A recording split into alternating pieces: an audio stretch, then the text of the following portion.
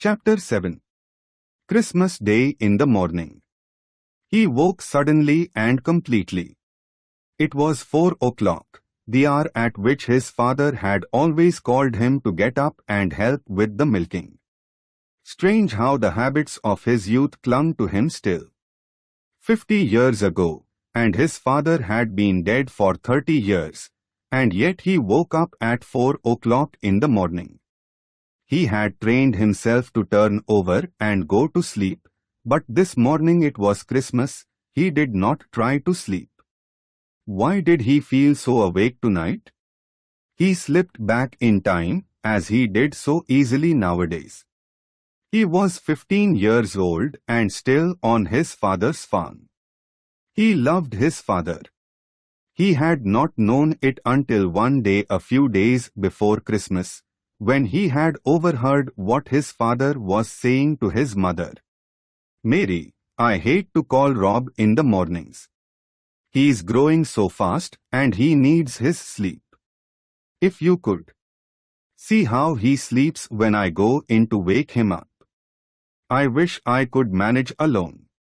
"Well, you can't, Adam." His mother's voice was brisk.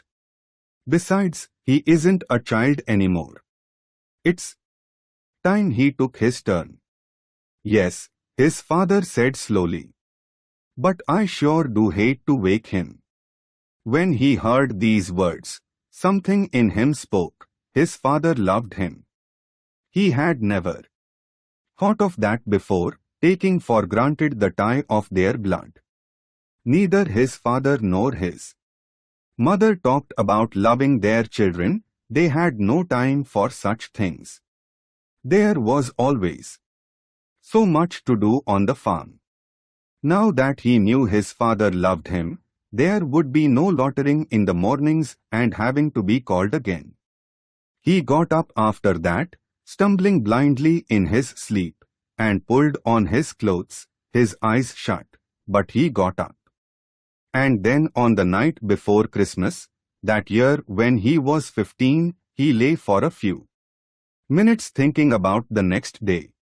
They were poor, and most of the excitement was in the turkey they had raised themselves and mince pies his mother made. His sisters sewed presents and his mother and father always bought him something he needed, not only a warm jacket, maybe, but something more, such as a book. And he saved and bought them each something, too. He wished that Christmas when he was 15, he had a better present for his father. As usual, he had gone to the 10-cent store and bought a tie.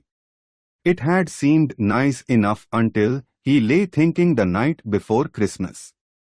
He looked out of his attic window. The stars were bright. "Dad," he had once asked when he was a little boy, "what is a stable?" "It's just a barn," his father had replied, "like ours." Then Jesus had been born in a barn, and to a barn the shepherds had come. The thought struck him like a silver dagger. Why should he not give his father a special gift? Too, out there in the barn? He could get up early, earlier than 4 o'clock. And he could creep into the barn and get all the milking done. He'd do it alone, milk and clean up, and then when his father went in to start the milking he'd see it all done. And he would know who had done it. He laughed to himself as he gazed at the stars. It was what he would do, and he mustn't sleep too soundly. He must have woken 20 times, scratching a match each time to look at his old watch. Midnight, and 1:30, and then 2 o'clock. At 2:45 he got up and put on his clothes. He crept downstairs, careful of the creaky boards, and let himself out. The cows looked at him, sleepy and surprised. It was early for them, too. He had never milked all alone before, but it seemed almost easy. He kept thinking about his father's surprise. His father would come in and get him, saying that he would get things started while Rob was getting dressed. He'd go to the barn, open the door, and then he'd go get the two big empty milk cans.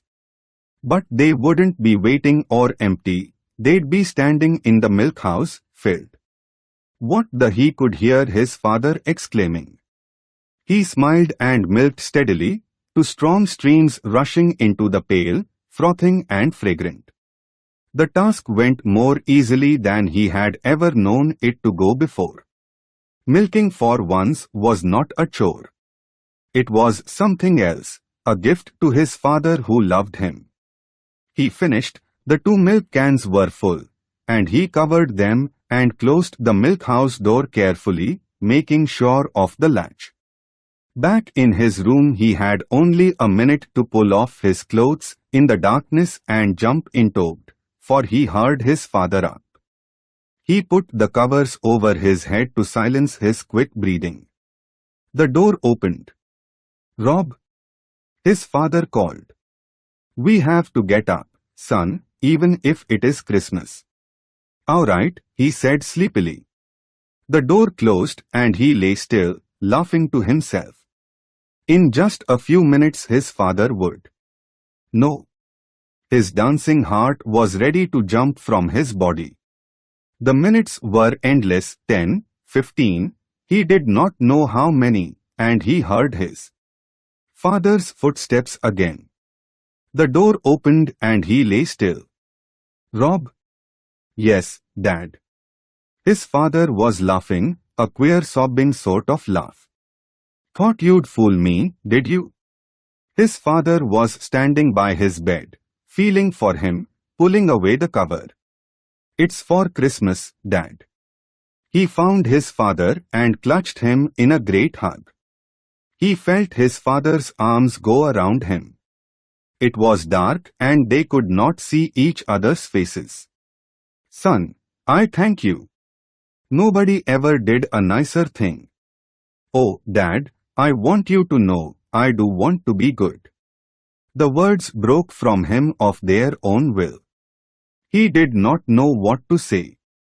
His heart was bursting with love. He got up and pulled on his clothes again, and they went down to the Christmas tree.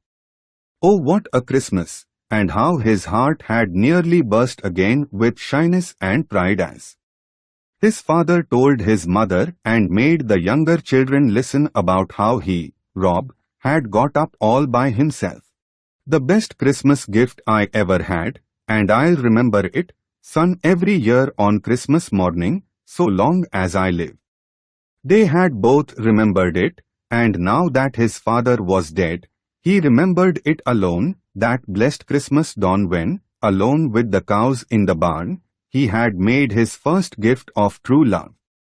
This Christmas he wanted to write a card to his wife and tell her how much he loved her.